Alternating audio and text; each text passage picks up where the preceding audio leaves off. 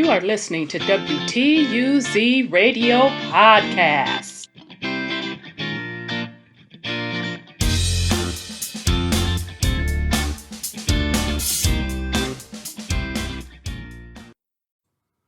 This is Rhonda with WTUZ Radio Podcast. Today's topic, I want to get in on the business side of colonization. And specifically, I want to go into the details and the origins of Virginia Company, the Virginia Company of London.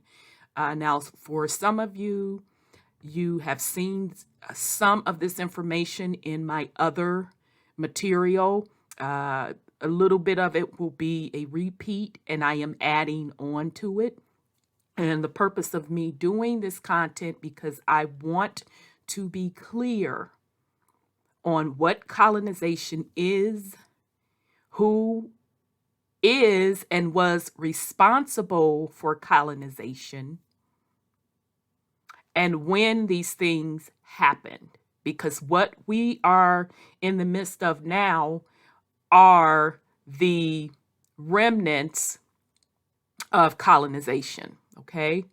And colonization runs so deep that it is in the fabric of not only the culture of a society, it's also rooted in religion, okay? And we're going to go over that, and we're going to tie the pieces together about how religion comes into play with colonization. So the title of this particular podcast is The Business of Colonization, the Virginia Company. All right, so let's do a little bit of technology here. And this is going to get into what I originally presented in a podcast. I think it was on the Haiti one, if I'm not mistaken. Okay, so this particular blurb is going to be a repeat for folks, but we're going to go into it a little bit more deeper. So those of you that have heard this information before, just be a little bit patient. Okay, so this is again from a website called Paysewer.net, and this section is the Virginia Company. When I went over this information, I know I put it in Haiti's information, and then I've also several times explained to you what the Paysewers or who the Paysewers are. They are a family that was sanctioned by the king, King Louis, out of France, to manage the assets of the empire. Okay, so this Paysewer family literally in the Americas were responsible for managing all of the assets that the empires stole. Okay, so literally almost any industry you could think of roll up to the Paysewers, which is really just trust and holding company. All right, so just wanted to give you just a little bit of insight on who the Paysewers are.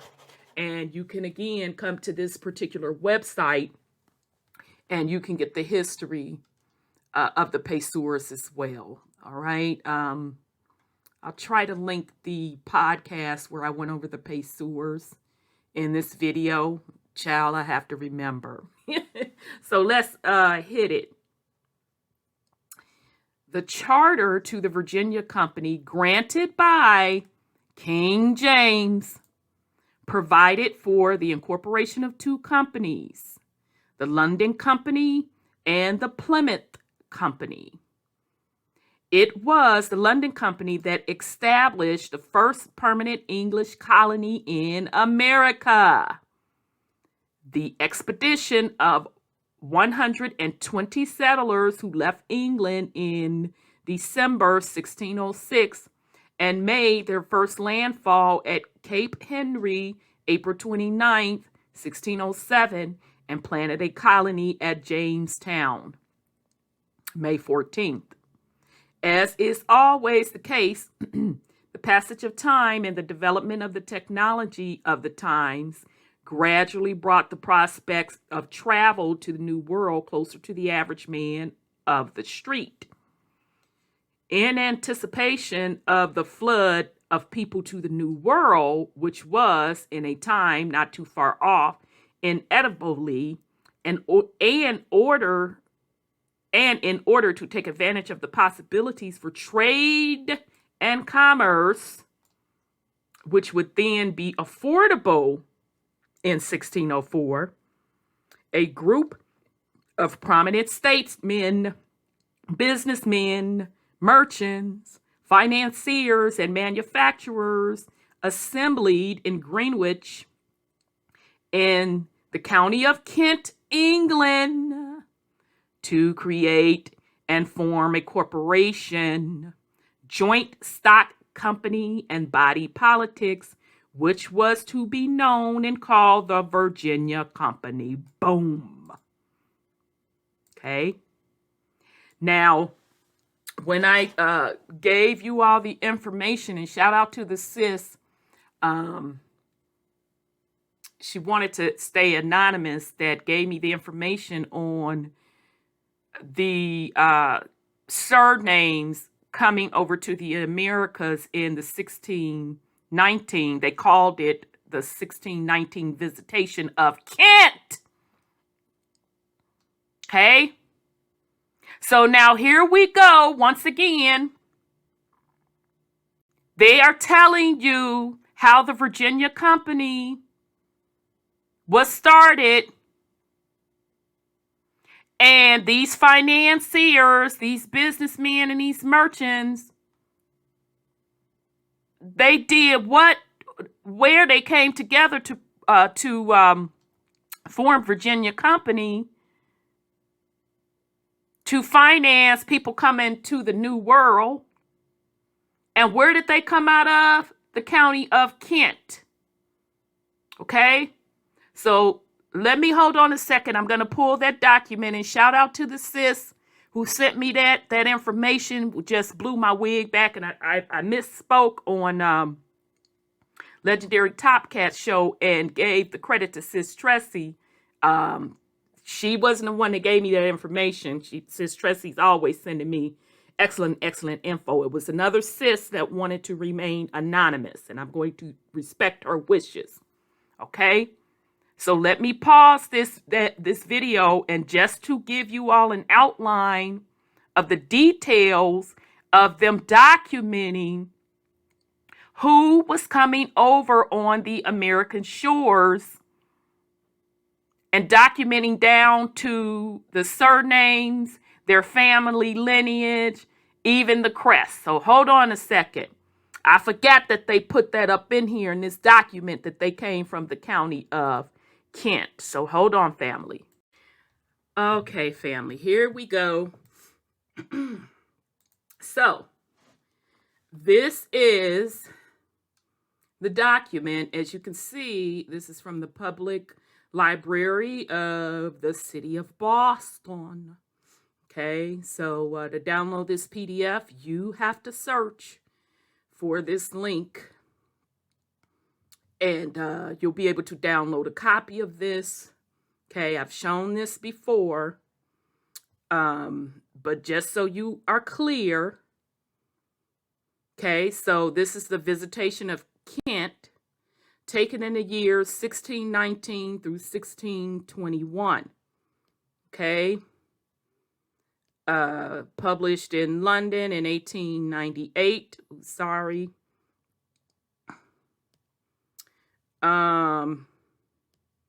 So it is telling you the Visitation of Kent, known as the Visitation of 1619, was taken in the years 1619 to 1621 by John Philpott, Rogue Dragon Marshal, and Deputy to William Camden. I'm just going to say Clarence, you all. The official copy signed by those who entered their pedigrees to record their right to use the arms, tricked. Okay, so those coat of arms, they have to be approved. Remains in the College of Arms and bears the press mark of C16. Sims mentioned another copy in Camden's handwriting with additions, among the Philippop MSS also in the college. Okay, so this whole notion that we don't know and they don't know the specific Black Europeans that came over here is totally, utterly false. It was very well documented. Hence is why you can find the ship manifest with Black folk coming over from Europe. But what we can't find are the massive amounts of ship manifests for the millions coming over from Africa. Okay, there are several copies of this visitation, at least 8 of which are more or less complete, are in the British Museum. One is in the Library of the Queen's College, Oxford, another in the Library of Cassius College, Cambridge, and another in the possession of H. Farnham Burke, Esquire, Somerset Herald. Of these in the British Museum, 4 are in the collection in Harleian MSS, and they give out the numbers. So I am showing you to show they kept meticulous records.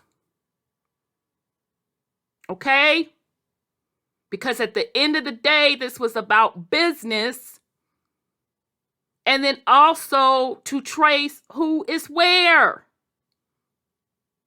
Through family, lineages, and bloodline. That's why it is important for you to know who you are. Okay? All right, so I'm going to just skip through all of this. It talks about the coat of arms, yada, yada. I'm trying to get to the part. Arms and seals of the deans and chapters of the Cathedral Church of Christ in Canterbury.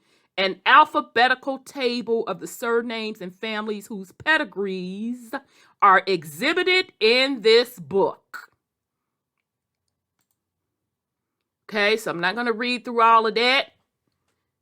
Here's the alphabetical list. Here's the list. Okay? So, these surnames are Black European surnames. The white population really have the surnames of Black folk, not the other way around, right? And how do we know this?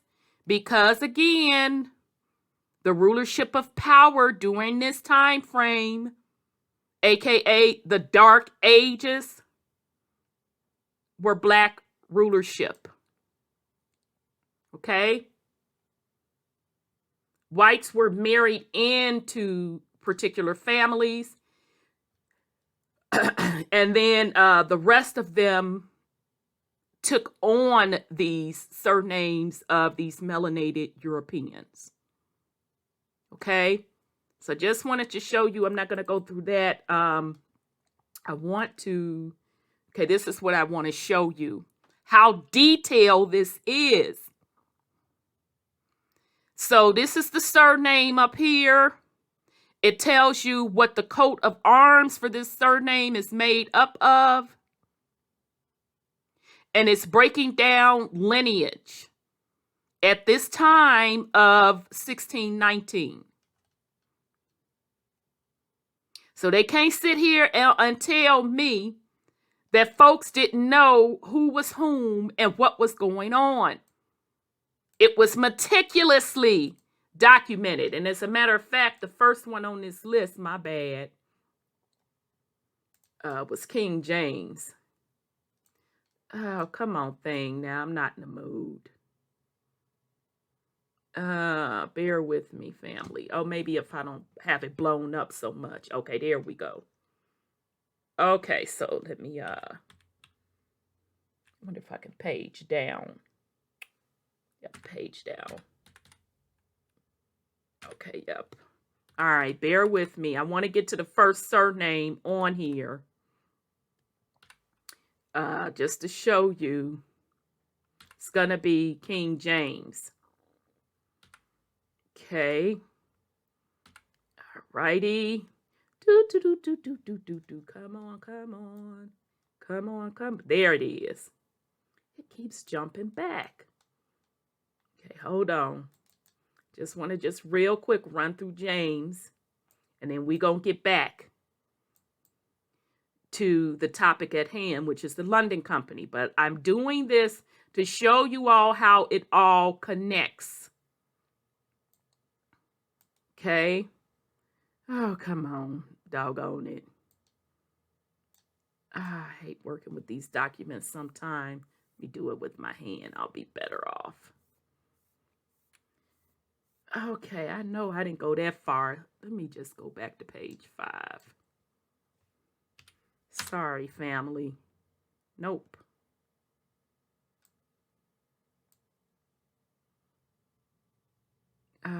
Three. So I could have sworn James was the first one on the list. Okay. Not, I'll just keep it moving. But James is in here. Is my point I'm trying to make. Yeah, I was right. All right, so let's go to James. Okay, so it's just telling you, although King James, really the name of Stewart as the surname. Okay, but a lot of people took on the James surname in recognition of King James. Okay, just like a lot of surnames and first names are the derivatives of these European kings, which the origins of those names are Black European kings. Okay, so anytime you have son after a name, the first part of that name more than likely is some king or duke or earl. Okay, like John's son is really the son of John, and just stuff like that. Okay, so right here it's giving you the coat of arms, the description of the coat of arms for King James, or the name James rather. Okay. So it's telling you, but in this case, this surname James coming over in the 1600s, using the surname of James, they're giving you the lineage of those folks. Okay. All right. So I'm not going to go in that anymore. I just wanted to show you how this stuff is very well so documented. Okay. So now we're going to get back to what I was talking about. And I'm going to read that paragraph again. In anticipation of the flood of people to the New World, which was in a time not too far off, inevitable. It was going to happen. Sorry, I was getting tongue-tied. And in order to take advantage of the possibilities for trade and commerce, which would then be afforded in 1604. A group of prominent statesmen, businessmen, merchants, financiers, and manufacturers assembled in Greenwich in the county of Kent, England, to create and form a corporation, joint stock company, and body politics, which was known to be called the Virginia Company. Given that the New World was an extension of the British Empire, across the sea and the colonies formed therein were operating under the auspices of the Virginia Company, The criminal courts in the new colonies were therefore and thereby to operate under admiralty law, the law of the sea. The civil courts, those of chancery and equity, were to operate under common law, the law of the land. The criminal courts of the United States still operate today under admiralty law. Okay, so shout out to Brother Odell from the UK. Last time we went live, he was breaking a lot of that down for the family in detail. Okay, so he went on the business side of the house and he connected all the way up on the spiritual side of the house, what is really going on. Okay, so shout out to Brother Odell, right? The purpose of the Virginia Company. As are all corporations and business organizations, the Virginia Company was formed for several purposes. The primary one of which was to make a profit. To make a profit. Other secondary purposes were to afford various and sundry people from the royalty to commoner the opportunity to invest in shares of the corporation in the hopes of making a profit by dividends or capital gains, or simply the enjoyment of the fruits of their labor and the opportunity and vehicle for raising of the venture capital to support various adventures-oriented enterprises of exploration and settlement. So you all understand what they're saying. So the main purpose, of course, was to make a profit. This is the Virginia Company. And then how they raised money was basically selling stocks, selling shares. So, of course, the ones that got in on the initial public offering, it ain't what they called it back up in the day, was the kings and them boys. And then they opened up the common stock or the public stock to commoners to own shares, okay? So the purpose was profit, okay? All right. The Virginia Company, given that its primary stockholder and chief executive officer, CEO, was none other than who? Whom? King James the First, King of England, Scotland, France, and Ireland on the date of April 10th, 1606, had at its disposal all kinds of types of legal, commercial, and other experts and consultants who were ready and willing to offer their services in the service of the company and therefore the crown. So I want you all to understand how the Virginia Company ties directly into colonization and who was the head of it. King James. You know King James Stewart, King of England, Scotland, and France, and Ireland, that black king, which we talked about yesterday, that his mom and them was black, all his relatives was black. Yeah, that King James. The original charter of the Virginia Company was written and completed by April 10th, 1606, as has already been stated, but later to afford change to meet the varying environmental circumstances. Two subsequent charters were developed and adopted, and in addition, several sets of royal orders, ordinance, and constitutions were also intercepted. Y'all know what I'm trying to say. Shoot. The main points and topics covered by these three charters and the various royal orders, ordinance, and constitutions are the following. The first charter of the Virginia Company. Colonial position and size. The first charter gave the king's permission and license to several petitioners for them to create several plantations in 2 colonies, which were to be formed on the mainland of the east coast of the American continent. And so it's given a latitude, baby.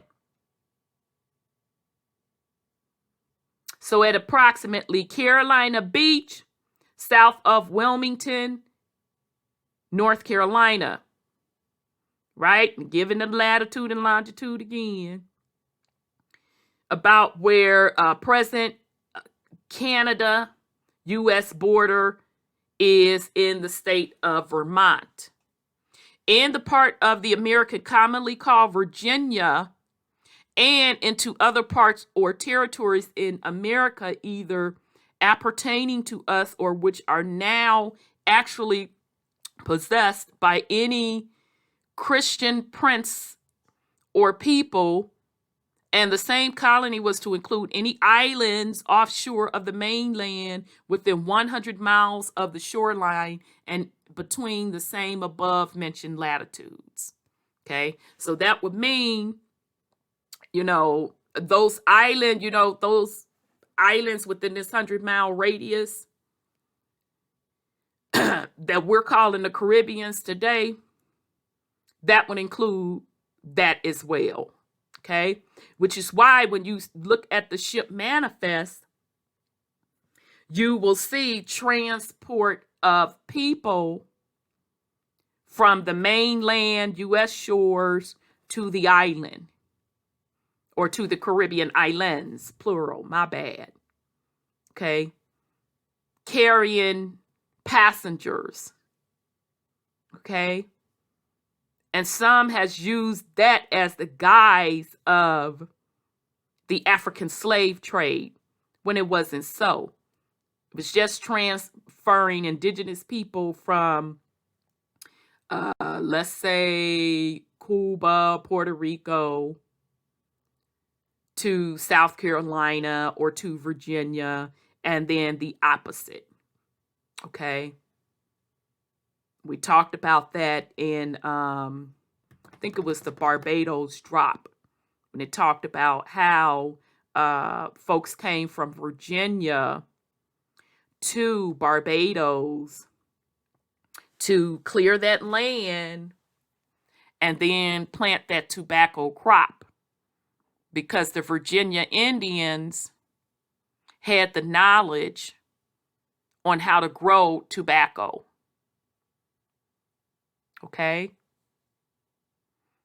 All right. And then you also find in the records that as the Black Europeans were coming in, they hit those Virginia shores initially, and then you'll see the records where they start dispersing across the rest of the Americas and to the islands, which is why specifically in Jamaica, there are a lot of Black Irish there. Okay. All right. So let's keep going. We talked about that. There were initially to be formed 2 colonies. Colony number 1 was to be composed of several and diverse knights, gentlemen, merchants, and other adventurers of our city of London and elsewhere, and was to be situated in that same area between, and it's given the longitude and latitude. Child, I'm not going to read all through that.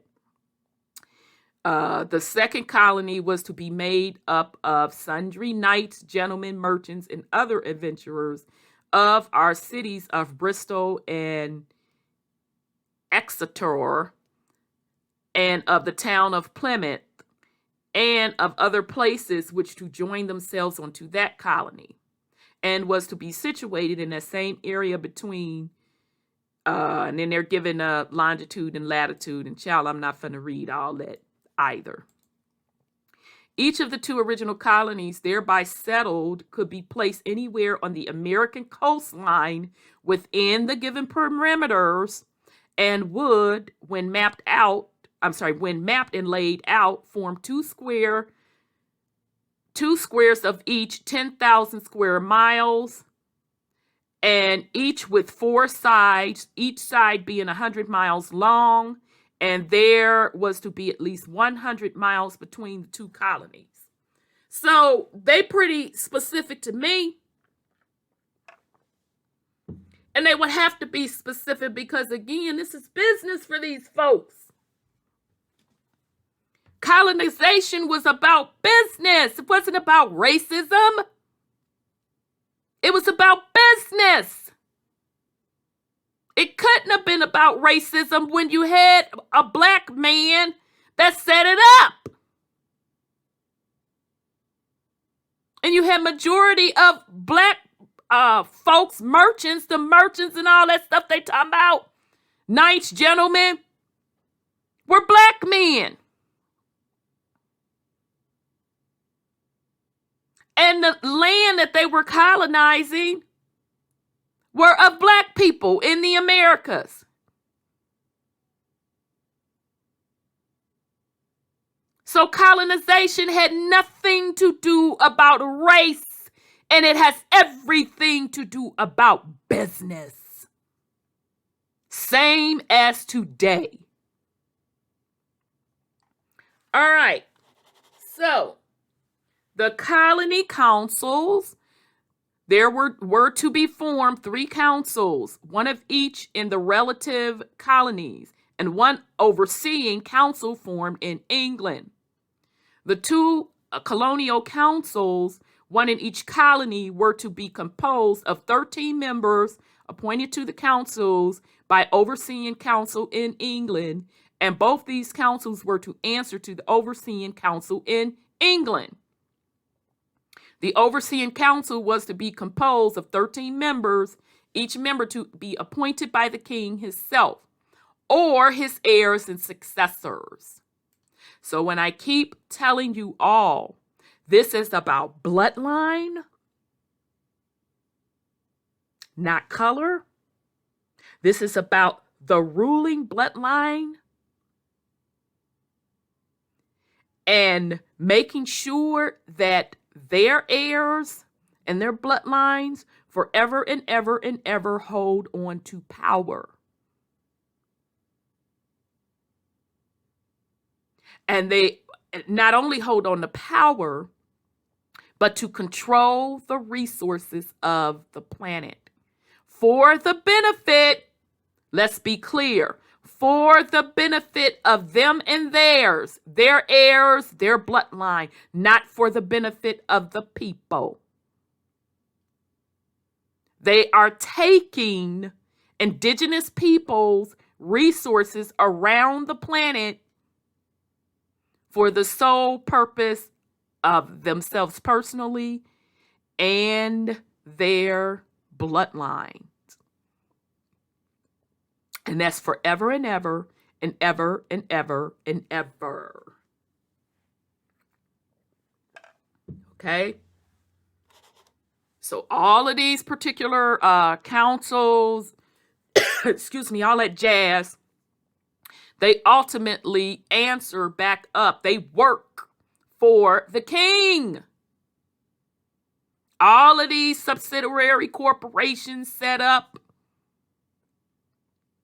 work for the king, and ultimately all of this rolls back up to the Vatican. But let's continue. Natural resources. I want y'all to pay close attention because, as I keep saying, this is not about color. This is about business, right? Natural resources. The colonists were to have all the lands, soils, grounds, havens, ports, rivers, mines, minerals, woods, marshes, waters, fishing. Child, I was just too done on the water and the fish. commodities, and hederiments whatsoever, but such riches were to be had at an expense. This expense was to form part of the contract, which was to be binding upon anyone who was one of the original formers of the Virginia Company, or any of their heirs or successors or assignees, or anyone their successors and assignees who later joined the Virginia Company, or any or either of the two or any future colonies, and was explained in the 2 paragraphs.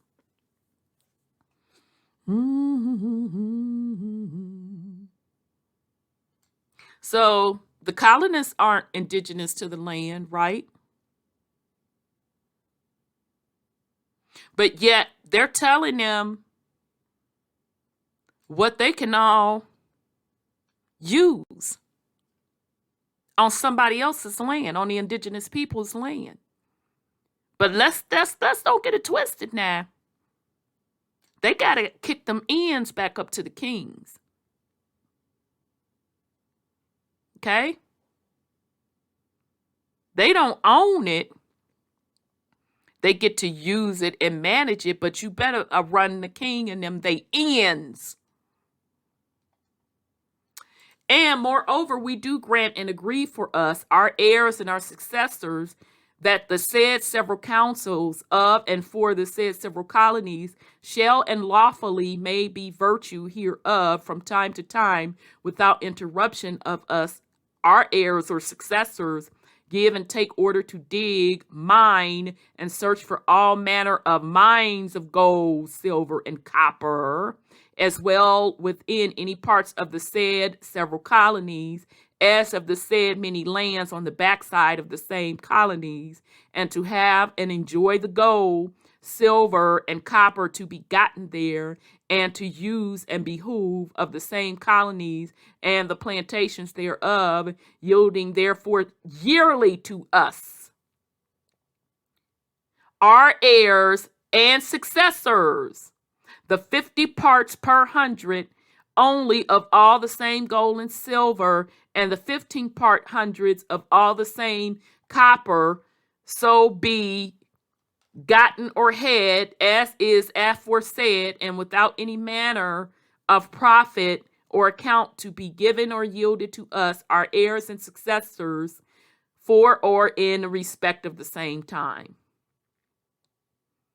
All right?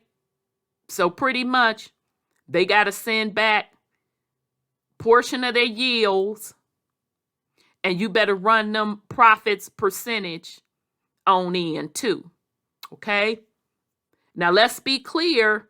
That didn't include just gold, silver, and minerals and mining. That also included crops. Okay? They had to run some of the crops back, set apart some crops and run back to Europe as well. Okay? All right. And that they shall or lawfully may establish and call to be made a coin to pass current there between the people of those several colonies for the more ease of traffic and bargaining between and among them and the natives there, of such metal and in such manner and form as the same several councils there shall limit and appoint. To belabor the point and for clarity of understanding for the reader who does not quite grasp the significance of these 2 paragraphs, and for the clarification of some of the statements made in some of the future chapters in this book, please note that the 50% of all gold and silver and 15% of all copper, which was to thereafter be extracted from the ground, belong under the terms of the Virginia Company Covenant to the English Crown and was to be transported back to England on an annual basis. Okay?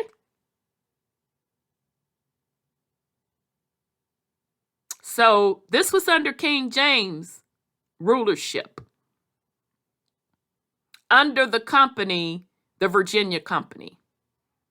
So the Virginia Company was just the company set up to manage the resources of the colonies.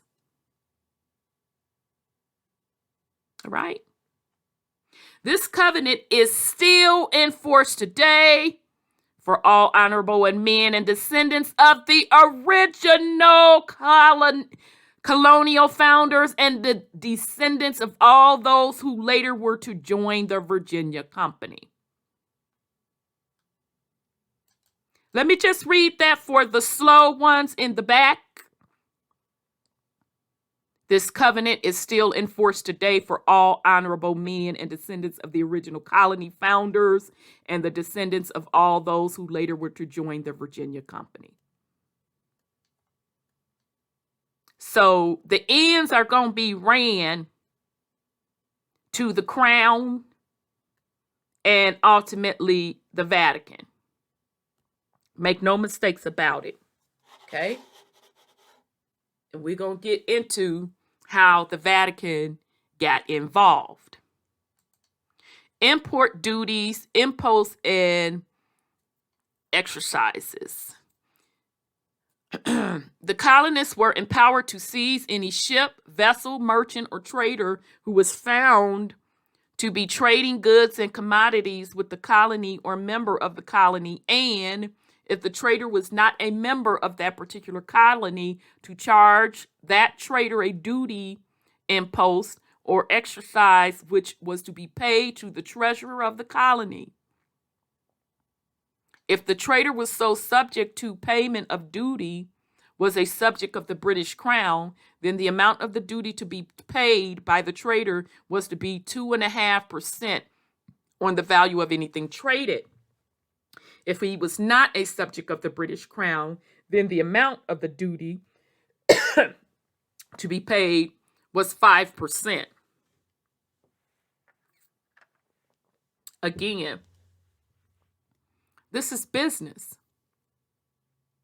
The duty, imposed and exercises for a period of 21 years from the date of the formation of the Virginia Company were to be used by the colony, which collected them for the sole and exclusive use of the colony, and thereafter the money from such duties was to be paid directly to the agent of the Crown, who was appointed by the Crown specifically for the purpose of acting as the Crown's treasurer in that colony. Export: no colonist could transport any goods, chattel, commodities, or such out of the colony for sale or trade with any foreign person or entity or country without the express and prior permission of the Crown of England, and to do so would cause a total forfeiture of all that exporter's assets in the ship or vessel or vehicle which transported him and his wares. Land, tenement, and heterments. Of course, the colonists would need to cultivate the land and grow the food necessary for their survival. Now again, all this is talking about the colonists. Okay? Ain't nothing up in here talking about no indigenous people to the land. I ain't read yet where they said anything about the benefits of the indigenous people of the land. But it's the indigenous people of the land resources that they are using. That is why it is important for us to understand this information. That is why it is important for us to know whom was who when. Of course, the colonists would need to cultivate the land and grow the food necessary for their survival. So to that end, the statement of, and finally we do for us, our heirs and successors, grant and agree that we are heirs and successors, shall by letters, patents, bearing the great seal of England, grant unto such persons, the council, their heirs and their assignees, all lands, tenements, and hereditaments, which shall be within the precinct limit for that colony, 10,000 square miles in a square, which each side being 100 miles long, as is foresaid, to the holding of us, our heirs and successors, as of our manor of East Greenwich in county of Kent, and free sockage only, and not in Capite, was entered into the first charter. So those of you talking on them patents, I always just ask one simple question. And based on how someone answers this question, lets me know what type of research they have done. Are you following what someone else is telling you, or are you researching it yourself? Because I just asked the simple question, who issued the patents? When folks tell me their people have patents, I ask them, who issued the patents?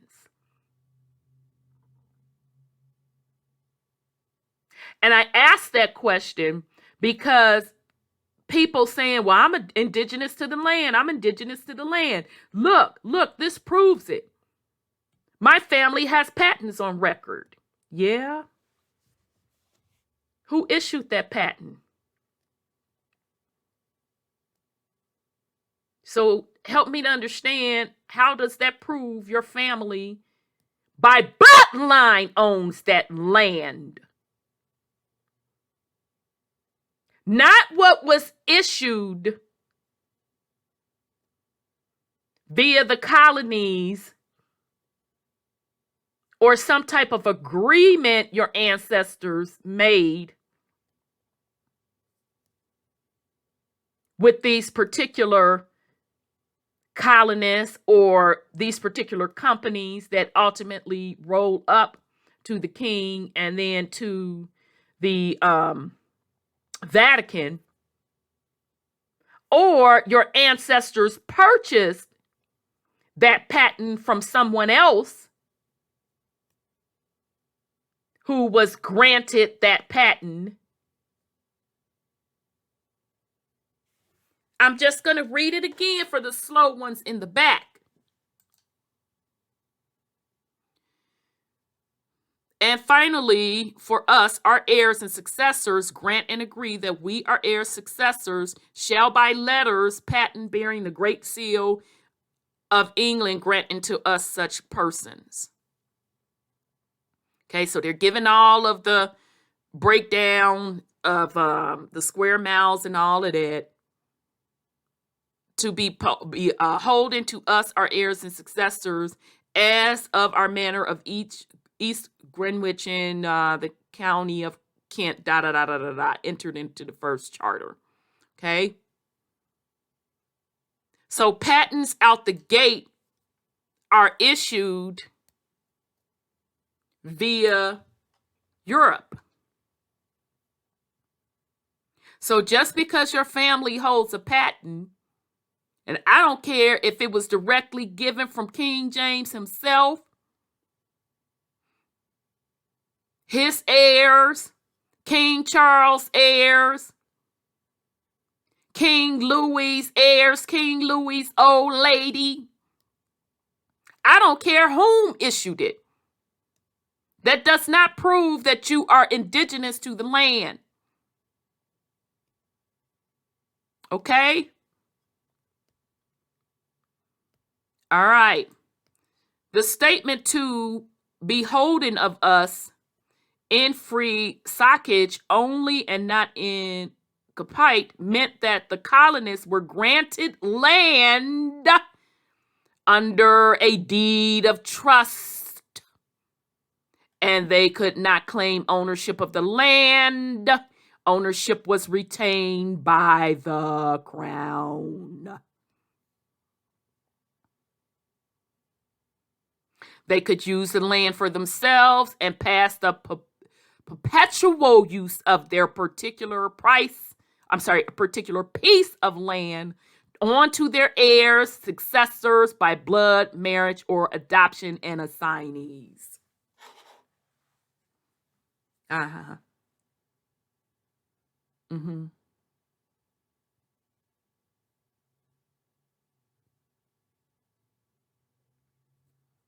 So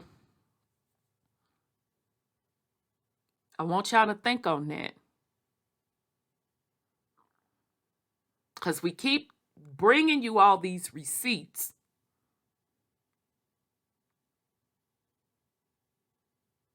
And yet people say, oh, I got a patent, I'm going to go claim the land, which I don't have no problem with it. Don't get me wrong. Do you, boo? We're just telling you, research what you're saying. And my offer still stands. Anyone that's successful in claiming a land patent and getting their land back, I am more than willing to sit down and have a conversation about it. Okay? Because it would be very, very interesting for me to know how that happened, just based on how we know they set this stuff up. It was not set up for the benefit of you. Unless you in the family bloodline of these people. They made it clear out the gate that this is set up for their heirs. They cared nothing. No blanks is given if you were indigenous to the land. They took it. Bottom line, they took it.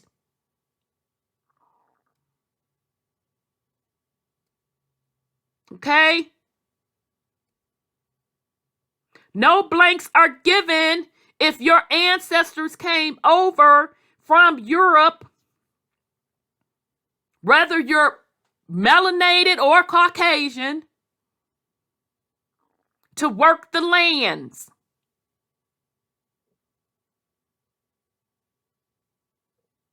It was never set up for your people to own the land. They made it very clear that the colonists were granted the lands under a deed of trust, and they could not claim ownership of the land. Ownership was retained by the crown. They could use the land for themselves and pass the perpetual use of their particular piece of land onto their heirs and successors by blood, marriage, or adoption, and assignees.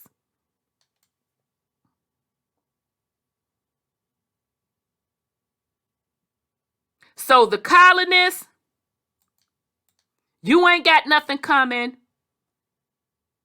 Just like the indigenous people of the land, because it was their stuff that they took in the first place. They took it. Okay? And it was a combination of things how they took it. And this is where we need to be honest. Of course, there was a lot of bloodshed and war that went on, but there was a lot of indigenous people of the land partnering up with the crown to do business, to set up business, and not understanding what these Europeans were doing. And I'm talking about the bloodline ruling class Europeans and they boys in them. Not the Europeans that were coming over on the land. Not understanding what they were doing. That they were taking their stuff over forever and ever and ever. This is what we have to be honest about as melanated people. Get your head out of the sand and look at it for what it is. That's what went down. So let me say that again for those that may not either comprehend or you want to misinterpret what I am saying. This land over in the Americas was taken by force and cooperation. The force we can truly see with all of the wars that went on for centuries, and the cooperation was the facet of indigenous people that struck deals with the ruling class and the colonists. Because they thought that they were going to be taken care of.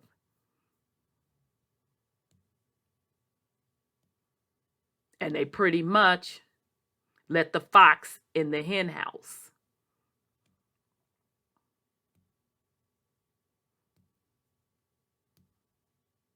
And to be more specific, the indigenous culture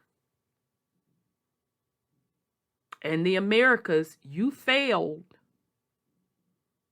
when you moved away from a matriarch structure to the patriarch. That's why it was taken away from you. Because you had no business negotiating a deal, none of that. Because by natural law, land is in the ownership and the hands of the matriarch. Because the planet herself is a matriarch.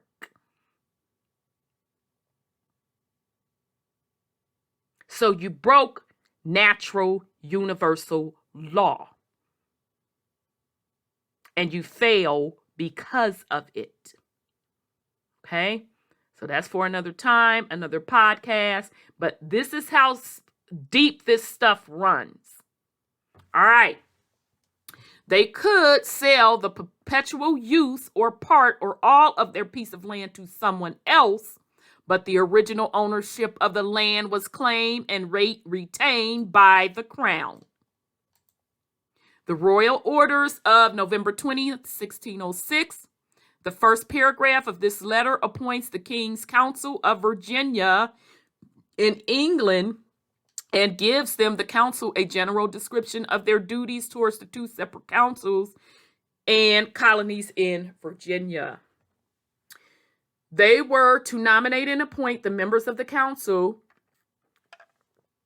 of the two first settled colonies and to cause each of the two councils to nominate and appoint one of their own members, not being a minister of God's word, to be the president of his respective council, with the position to be held for a 1-year maximum, and to have another president, but not the same person or formerly held the position, thereafter reelected by the same council. These same two councils were to be subservient to the full authority of the King's Council in England. Okay, so just setting up the corporation structure. All right. The king, through his English council, not only requested but required that the members of the colony, with all diligence, care and respect, and do provide that the true word of God and Christian faith be preached. Let me run that back to the slow ones in the back, who say that the white man brought Christianity on the shores of the Americas.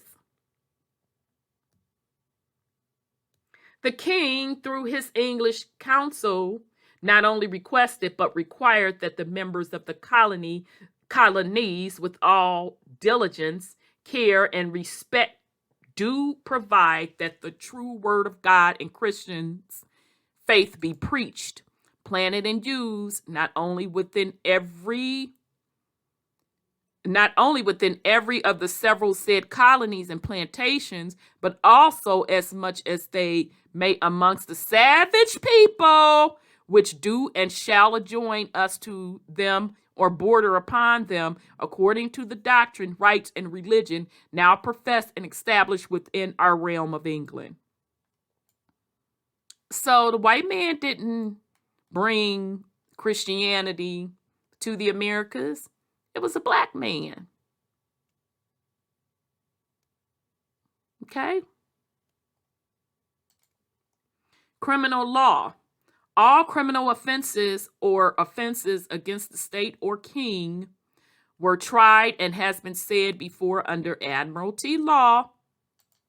Those offenses of tumults, rebellious, conspiracies, mutiny, and sedition, which may be dangerous to the estate there, the degrees of the dangerous being decided by the local council of authorities. And taking people out, manslaughter, the R word, y'all see it. The other one, taking advantage of, not taking advantage of, violating your family members, and adultery were all punishable by death, and except on the case of manslaughter, the convict was not to be allowed the benefit of the clergy. Okay, right? So they made it clear, okay, of course they had to lay out, unfortunately, because folks are just straight degenerates. You have degeneracy in bloodlines that they just don't know natural basic law to don't cause harm to anybody else. So they had to break down, don't be taking nobody out. Don't be forcing yourself in a sexual manner upon folks. And don't even do that within your family. And they even had to throw adultery up in here and was saying they were all punishable by death. But, so that part was for the degenerate folk. You know, them can't get right folk. All right? They just got a messed up bloodline. Just degenerate. Okay? But, let's be clear. They were saying, we're talking rebellions, conspiracy, mutiny that's dangerous to the estate. So in other words, you not finna mess up our money. That's what you not finna do. All cases were to be tried by the council of authority before a jury of 12 honest and indifferent persons who were to either convict or acquit the accused. Should the accused confess to the crime or remain mute in answer to his accusers, then he would be convicted as if the jury had deliberated and convicted him. The Colonial Council also had the sole power of sentencing and convicted to death, but that the ability of granting pardon to the convict was reserved solely by the king. Where a criminal was suspected of having committed an offense outside the boundaries of the colony could be brought back to the colony for trial. Child, so they wasn't even trying to play with you. So in other words, so you can't go outside of the borders of the colony and think you fencing to be a degenerate, or let's say you were conspiring against the estate or the colony. We just gonna bring you right on back in and try you anyway. Okay? So they was establishing jurisdiction basically even when you stepped outside of that colony's borders. We're gonna pull you back in anyway and tear you up because you messing up the business. Okay? All right. Should any member of the colonies be kidnapped or removed from any of the colonies by an outsider, then the kidnapper, should he or they be caught, were to be imprisoned until he or they shall fully and thoroughly reform himself.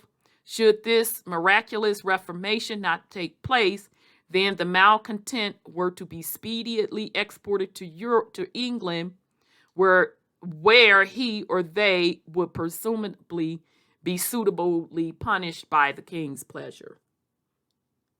Okay. All right. So civil law. Any civil complaints registered by the members. Now, I'm assuming, family, that all of this breakdown he's getting in on the colonists. Okay? So the original people from England. Okay? So, which would make sense that the first set coming over here under this Virginia company were melanated black, and the indigenous population was melanated black. So they was mingling and mixing and kicking it up, this, that, and the third. But they made it clear that you people from England, don't think that you can turn on the crown. We'll snatch your behind right back up and deport you and get you out of here. Okay? Civil law.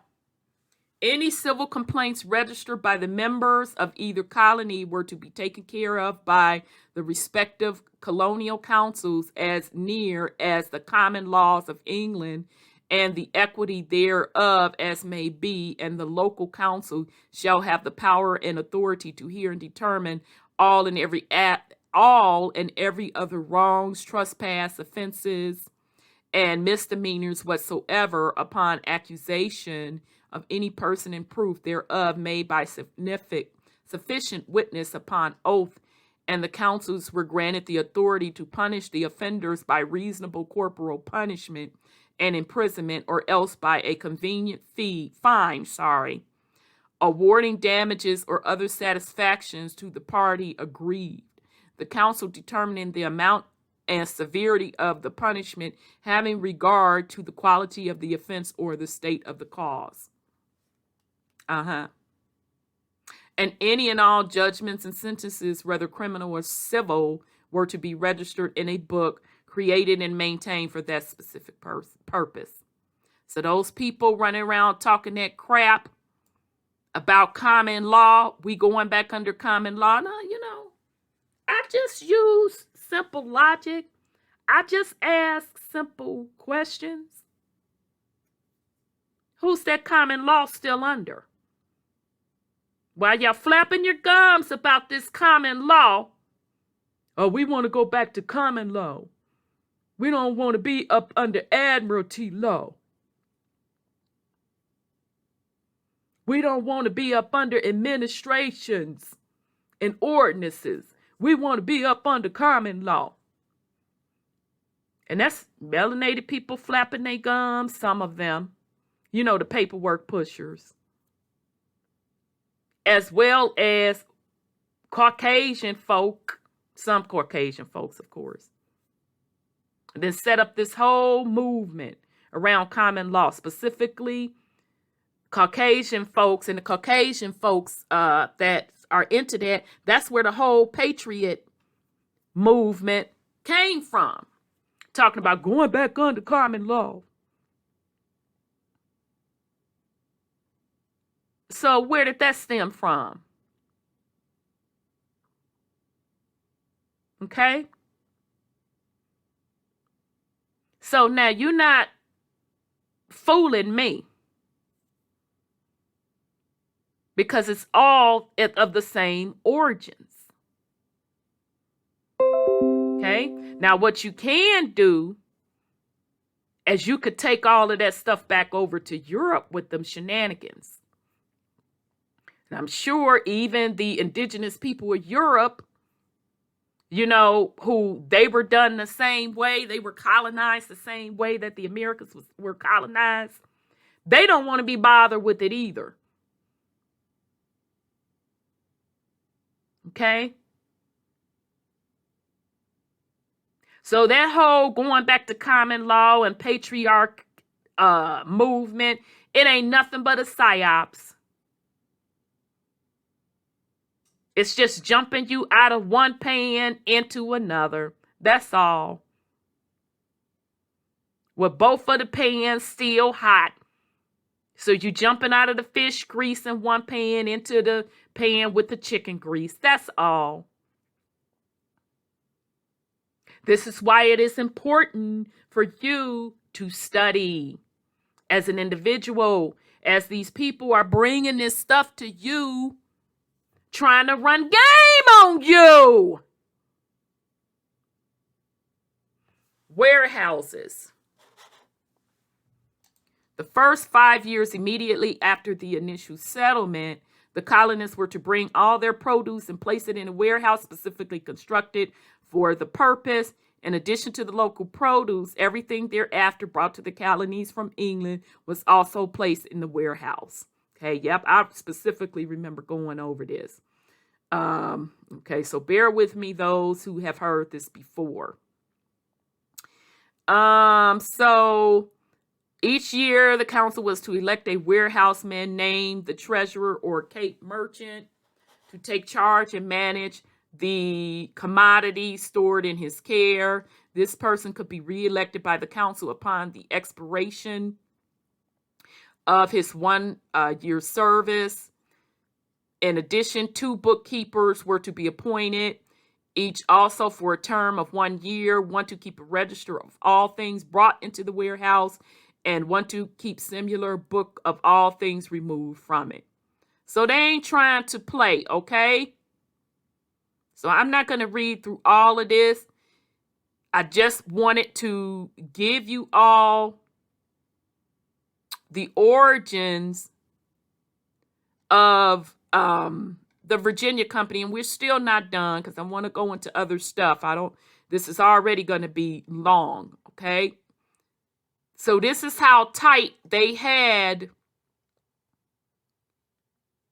how their company was going to operate. So we talked about how it was formed, and now they're giving you the specifics on how things were supposed to be ran on the colonies, on down to the laws. How they're, the warehouse to track stuff. Okay. All right. And it gets into the ordinances. Okay. So let's get into the second charter of the Virginia Company. One of the secret corporations that is comprised of the secret oligarchy is the Virginia Company. In October 1781, when the Earl of Cornwallis capitulated to the British East Indian Company, employee, are y'all peeping game? To the British East Indian Company employee, George Washington, the name of the Virginia Company was renamed. So are you peeping game? The Virginia Company, because you're going to read where the Virginia Company was dissolved because it went bankrupt, but they just stood up another company called British East Indian Company. And guess who was the employee? George Washington. Okay, so you remember how the original Virginia Company was set up for the purpose of the 13 colonies? So what was George Washington the official of?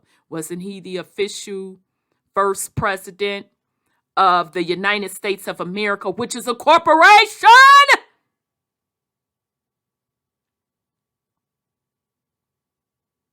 So they just stood up another company,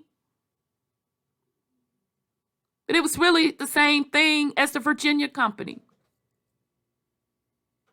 The new secret company was now called the United States of America Corporation and Body Politic. So when we talk to you, and shout out again to Brother Odell from the UK, when we were breaking down this information, when he was breaking down this information, how all of this rolls up ultimately to the Vatican. And when we pulled up for you Duns and Bradstreet, and I was showing you how all of these entities are corporations. The United States of America is a corporation. And what they do when they go bankrupt, or when it's time to reform the company for whatever reason, they dissolve one company and stand up another. Okay? And literally in 2008, remember when that whole banking thing happened? We caught how one of the company, United States of America, and I forget specifically how they named it, was dissolved, and then another company was stood up. We literally caught where they did it. So that's those of you that follow that side of the house, when you heard that rumbling that the United States had gone bankrupt and been shut down, it did, but they just stood it back up. See, that's what they've always done. But let's continue. The term of the capitulation was the secret corporation would continue in existence forever. The arrangement that the king or the queen of England would continue to receive 20% of the revenues from the Virginia Company as per the old charter of 1607. Again, forever. So I'm going to say again, colonization is not about racism. It is about business for these people. Okay? The Paysewer family signed a contract with Benjamin Franklin in 1785 to handle all of the communications and transportation in the secret corporation, again forever.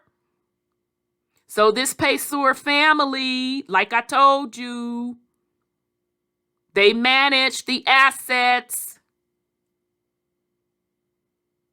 of the United States on behalf of the kingdom. Okay? The Crown Prince of France, Louis Charles Bourbon Capet, was made the manager of the United States Corporation in 1805. At that time, the Crown Prince was 20 years old. He had been in hiding in the city of London since both of his parents were beheaded during the French Revolution in 1793. His father was Louis the 16th, and his mother was Charlemagne's bloodline, Marie Antoinette von Habsburg bloodline, i.e. Queen Elizabeth today. So let me just pause a minute, because I just want to bring up pictures of these people so we are clear on who is whom. So let me pause for a second, family. All right, so just so we clear, that's King James. And I'm again in this particular podcast and the bonus material, I'm going to rerun the pictures of those black nobility. Okay, so just to be clear, this is King James, okay, who set up that original Virginia Company and who sanctioned Christianity to be on the shores of the Americas. Okay, so let's see who's next. Just to be clear, this is Charles. Dang, I forgot I got to pull Louis. I can't find my picture of King Louis. Right, this is Charles. Okay, so although we didn't talk about him, Philippe of Spain. Okay, just to be clear on who was whom. Okay, but Louis XVI and them and Marie Antoinette von Habsburg, they were all melanated today. Okay, so the bloodlines, the Caucasian bloodlines that you see today, just married into the melanated bloodlines. All right, it is still the same bloodline.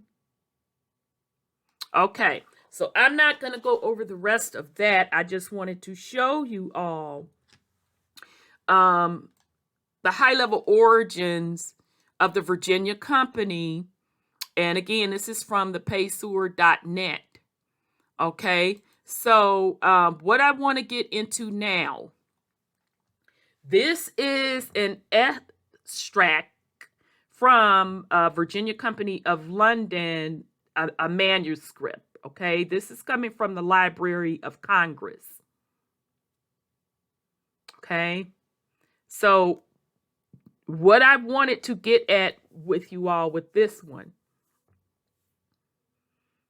is the fact that it says extracts from the manuscript Records of the Virginia Company of London, patent for the laden Puritans.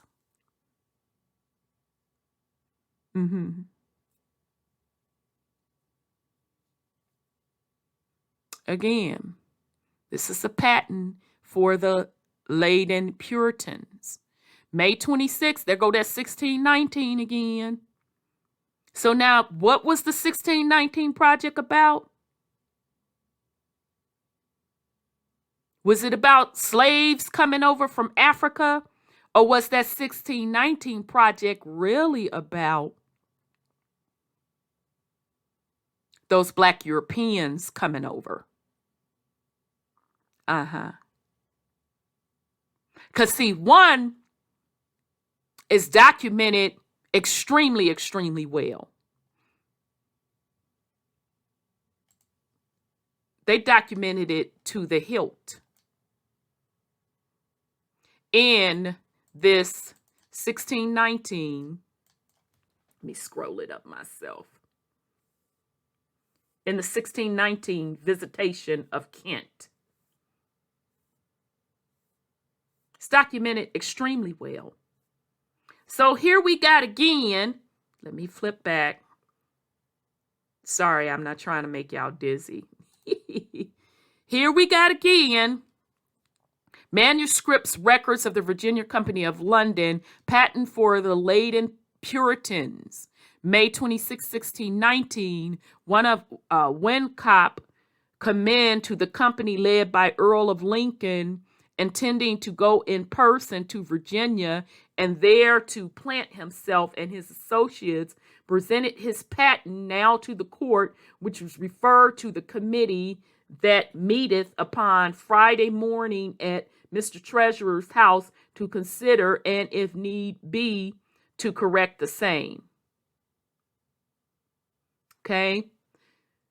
So it's given June 1619. By reason it grew late and the court ready to break up. As yet, Mr. John Winecop's patent for him and his associates to be read, and it was ordered that the seal should be annexed until it and referred to the trust thereof to the auditors to examine that it agreed with the original, which if it's docs not, they have permission to bring it into the court and counsel it. Okay, so let me, now remember what this is the patent for leading Puritans. So on February 1619, a grant of land to John Pierce and his associates and heirs and assigns. It was ordered also by general consent that such that's what I get for getting distracted, child, and then lost my where I was. It was ordered also by general consent that such captains or leaders of particular plantations that shall go there to inhabit by virtue of their grants and plant them their tenants and servants in Virginia shall have liberty till. Okay, and so they just giving some notes down here.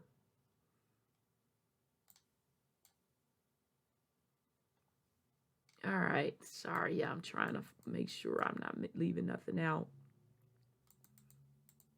Shall have liberty till a form of government be there settle them, of associated until the diverse of the gravest and discreetest of their company to make orders, ordinance, and constitutions for the better ordering and directing, I think that's directing, of their servants and business, provided they be not repugnant to the laws of England.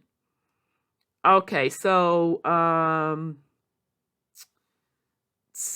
let's see what they're saying. A special committee was appointed managing the 500 pounds given by an unknown person for educating the infidel children. Mr. Treasurers signify that they have met and taken into consideration the proposition of Sir John Wolstenholme that John Pierce and his associates might have the training and upbringing of some of these children, but the said committee, for diverse reasons, think it's inconvenient first because they intend not to give the 2 or 3 months. Yeah, get on to it. Here we are. All right, and also that the Indians are not acquainted with them, and so they may stay for 4 or 5 years before they have account that any good is done. So what I'm trying to get at here is, let's go back to the top. Manuscript records of the Virginia Company of London, patent for the Puritans. Everything is documented very well. This is from the Library of Congress. So they had to get patented approval for the Puritans to come over here and teach the religion to them Indians, that indigenous population. They didn't have to teach it to their own people or people from Europe and England because they already knew it. Okay? So let's talk about the Puritans. Okay? So are you getting the connection? Manuscript records of the Virginia Company of London, patent for the Puritans. So you want to talk about how religion got to the States? It was all tied to colonization. All sanctioned by the king. All documented very well. Let's get over to this history of the Puritans under King James I. The reign of King James I of England, 1603 to 1625, saw the continued rise of the Puritan movement in England that began during the reign of Queen Elizabeth, 1558 to 1603. Again, these are melanated people. And the continued clash with authorities of the Church of England, Okay, so I'm just giving you, I don't feel like reading that. So you can read on your own what the Church of England was about. This eventually led to the further alienation of the Anglicans and Puritans from one another in the 17th century during the reign of King Charles I, that eventually brought about the English Civil War of 1642 to 51, the brief rule of the Puritan Lord Protector of England, Oliver Cromwell, the English Commonwealth, and as a result, the political, religious, and civil liberty that is celebrated today in all English-speaking countries. So again, where did the religion come from? Europe. Not on the America's shores, Europe.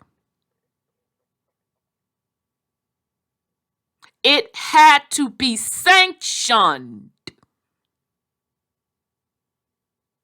King James sanctioned for their system of religion to come over to the American shores. He sanctioned for the Puritans to come on the American shores, and they're so meticulous about their records that under the Virginia Company of London, because remember that's what the first 13 colonies were about, that's what business they were under, the Virginia Company of London, they had to get a patent. That Puritan movement had to get a patent to come over here. Now, if the indigenous population of the Americas already knew about Christianity, why would they need to come over here with it? And why in this extract, when they were getting it patented, that, oh boy, they was telling them specifically how long they could come over here, this first set of Puritans, to teach them Indians. Said because that the Indians are not acquainted with them. The Indians are not acquainted with them. And so they may stay for 4 or 5 years before they have an account that any good is done. So now again, how did religion get over here?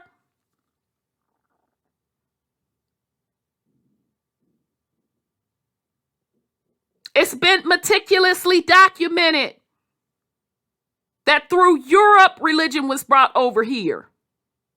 King James wanted them Indians to become Christians. He wanted them Indians taught by that Puritan movement. Okay? And so the next one, it says that it was in July in 1621, it was moved, seeing that Mr. John Perret had taken a patent of Sir Fernando George, and thereupon ceded his company within the limits of the northern plantation, as by some was supposed, whereby he seemed to relinquish the benefit of the patent he took to this company, that therefore the said patent might be called in, unless it might appear he would begin to plant within the limits of the Southern Company. Okay, so they were also telling them what particular land they were going to have under that patent, and the fact that they could teach the religion for a specific amount of time. Okay? Let's get back to the history. Now, just to be clear, this from the Library of Congress.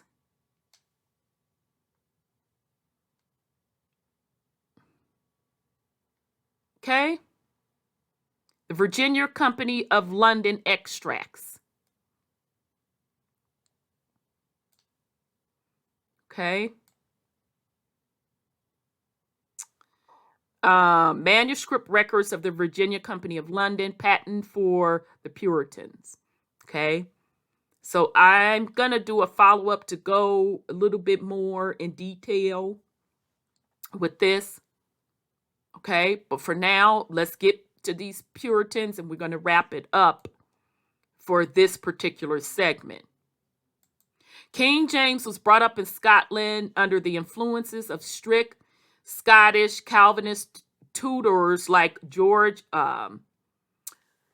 Buckingham, who sought to instill him a commitment to the Protestants' cause in Scotland. When he became the king of both England and Scotland, James sought to keep the Church of England strictly under his monarchical rule and the power of episcopacy. I'm sorry. I'm trying to say episcopal, but y'all get what I'm trying to say. Previously established under Elizabeth.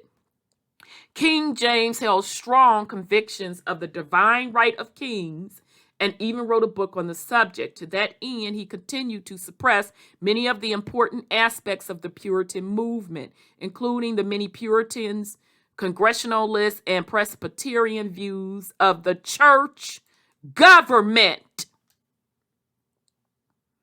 The king knew,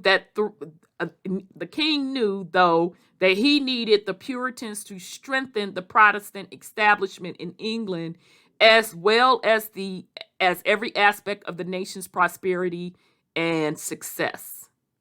Okay. To that end, King James supported and even advanced many of the Puritan pastors, academics, and gentry, just as Queen Elizabeth did, if and when they were willing to work with the Anglican establishment under the authority of the, I'm sorry, I didn't skip something. As they were willing to work with the establishment under the authority of the bishops. For this reason, the Puritan movement continued to grow and expanded throughout England in remarkable ways under the reign of King James. To be sure, the Puritan movement in England was considerably strengthened on account of the successions of 3 archbishops of Canterbury who served under King James. Archbishop John White, appointed by Queen Elizabeth, sought to suppress the Puritan movement. Archbishop Richard Bancroft, chief overseer of the production of the King James Bible. Okay, so now y'all know who was head in charge of making sure the King James Bible was put together. Also sought to suppress the Puritan reform movement, but was forced to increasingly rely upon them because of the Catholic threat. Archbishop George Abbot was actually often supportive of the Puritans in their design for reform, promoting them to high ecclesiastical and academic appointments. For this reason, Abbot was often spoke of at times as the Puritan archbishop. Okay. All right. So I'm going through this just to give y'all a history of not only the Puritan movement, but just how Christianity got on the shores of the Americas. Okay. One of the greatest accomplishments of the Puritans and Anglicans together during the reign of King James was the translation of the King James Bible, that 1611 version. Arguably one of the greatest historical, literary, and theological achievements of the Western world. It was also during the reign of King James that the Puritan and Anglicans worked together at the Synod of Dort. What the heck is that?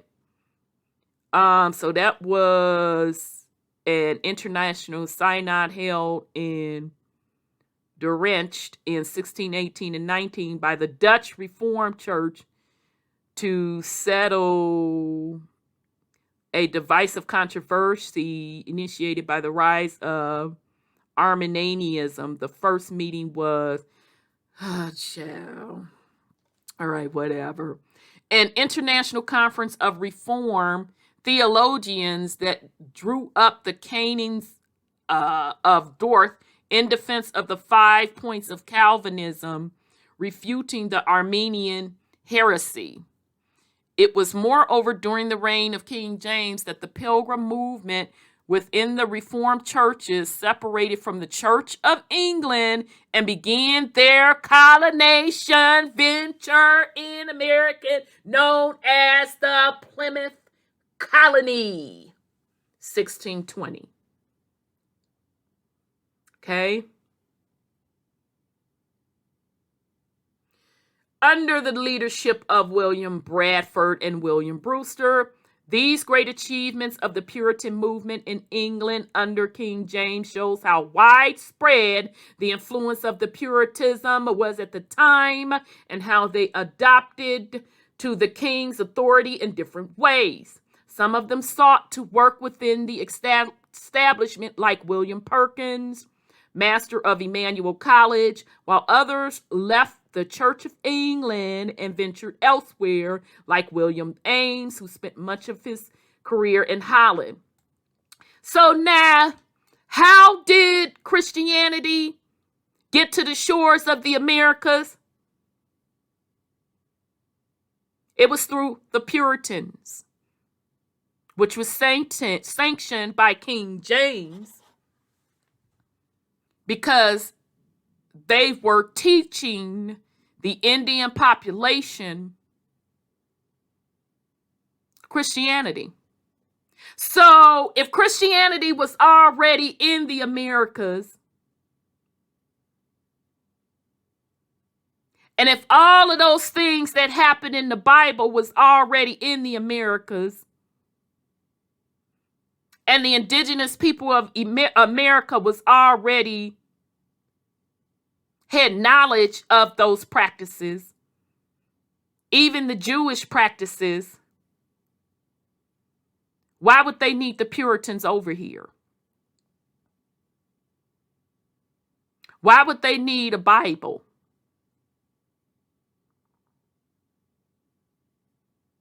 Yeah, that part.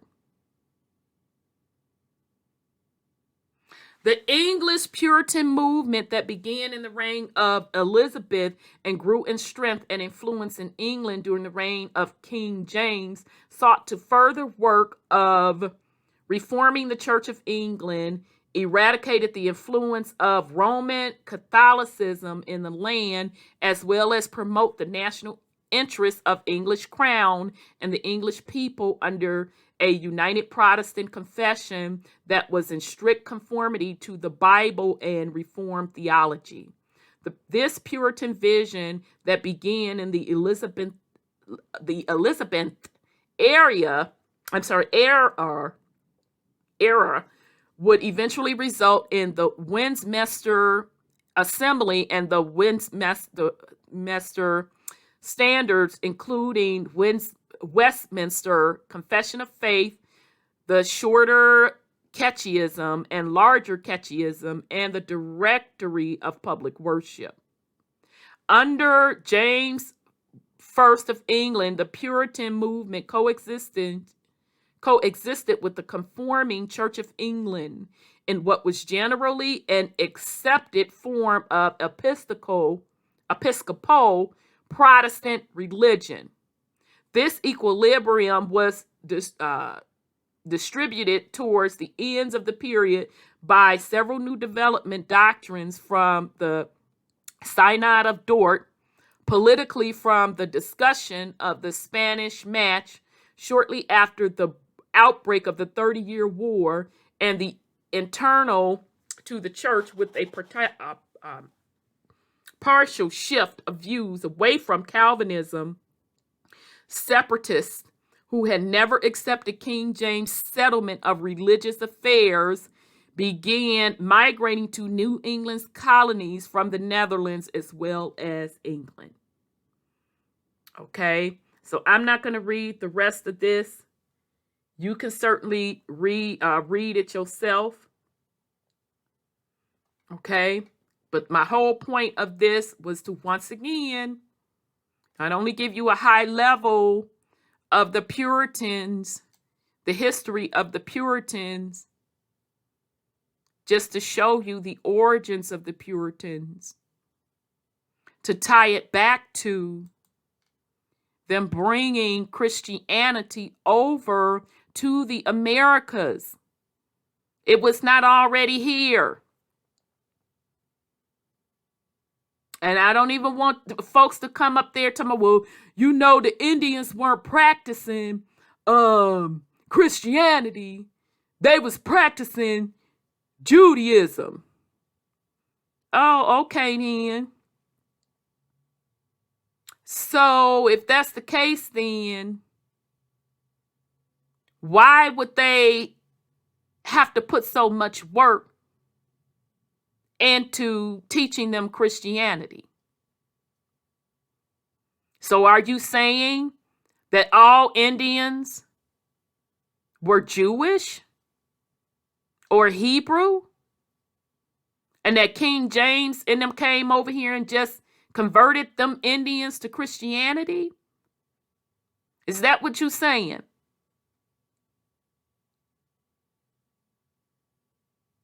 And where is the proof of that? So King James and them came over here to convert the Indian population to Christianity. And even if you want to use the argument that the indigenous people practice Judaism, which they did not, King James says his lineage is Hebrew. He acknowledges that his lineage is of the Judean people.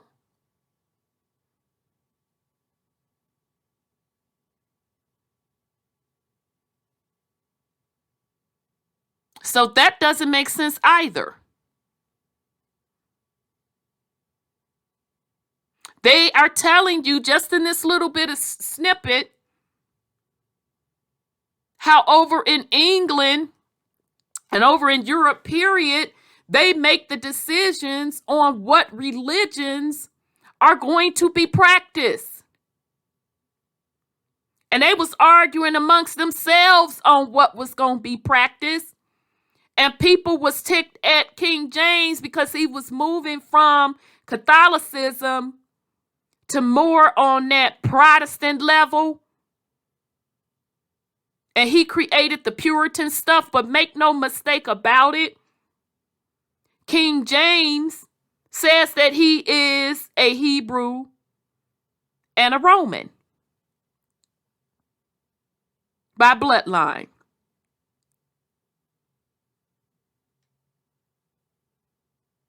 Okay, so I just wanted to bring you all this. So once again, we got into the details of what the Virginia Company really is and how the Virginia Company is the business of colonization on down to the religion. Okay?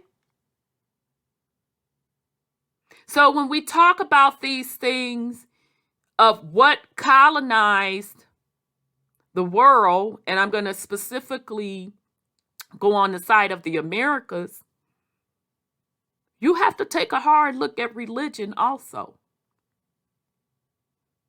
When you identify yourself with the bloodline through religion, I hope you understand what you're identifying with. And that's okay if you want to identify with it. And if that is your people, that's okay to do that. But to make a blanket statement that, oh no, in America, that was the bloodline. Of the America shores, no, that would be a no. That would be a hard no. Okay. So I'm going to go through the rest of this Virginia Company of London extract. And if it's some more meat in here beyond the Puritans, I will do a part 2 to this.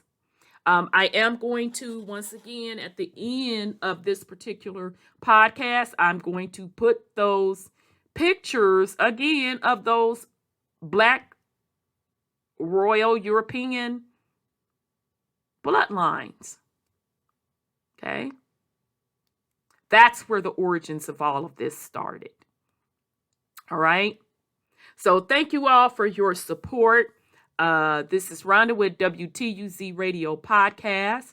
And if you are not subscribed to us, I highly encourage you to subscribe, like, and share. I wish everyone well on this. Child, I'm losing track. Is this Tuesday or Wednesday? Child, what day is this? Tuesday. Child, see, I'm literally losing track. I wish everyone well on this Tuesday, family. Peace and love.